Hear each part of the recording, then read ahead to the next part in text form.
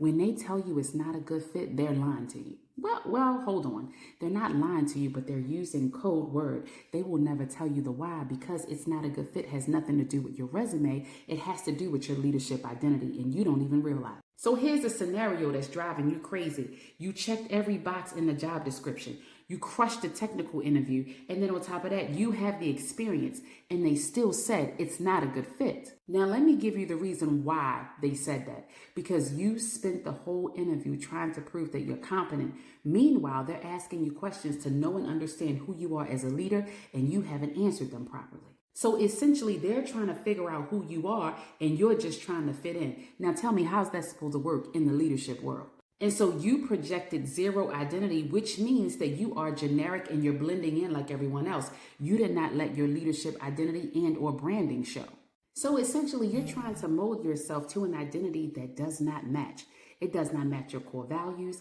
It doesn't match you internally, and it certainly doesn't match for that job. Hence the reason why they said it's not a good fit. You're trying to blend in. They want to know who you are as a leader. So here's what you got to know. Number one, your core values. Who are you internally? Number two, your non-negotiables. What are you not negotiating about? I don't care what happens. I don't care if you lose your job today. You're not negotiating. It does not matter. You're not moving on that particular point. And then last but not least, your leadership branding, your leadership identity, your leadership, your unique leadership style, which gives us the whole crux, your leadership identity of who you are. Now, here's the piece I need you to understand.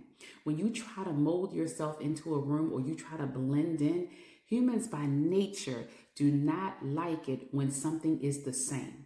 If it's the same as everything else, we don't like that, which means we don't trust it. And if I can't trust you, I'm not going for you. And if I'm not going for you, you won't get this job. Executives, especially executives, they subconsciously do like people who blend in. And the moment you begin to blend in, that's the moment that I don't know who you are as a leader. So executives interpret your lack of identity, your lack of leadership branding, and this is a good one, get your pen and paper.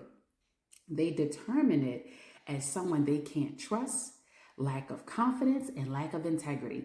Now, that's even more reason for you to be transparent and have your own leadership identity and or branding. Now, what do? I coach leaders who are tired of morphing themselves into someone else to please others. We define your leadership identity. We define your leadership branding. I help you to appreciate that there is a strategy with communicating. There's a strategy with delegation. There's a strategy with identity. There's a strategy with being transparent so that not only you're visible, but also those that see you, it signals to them that you are transparent and you have your own leadership branding. Now, if you need to know more, this is what we're talking about in the masterclass.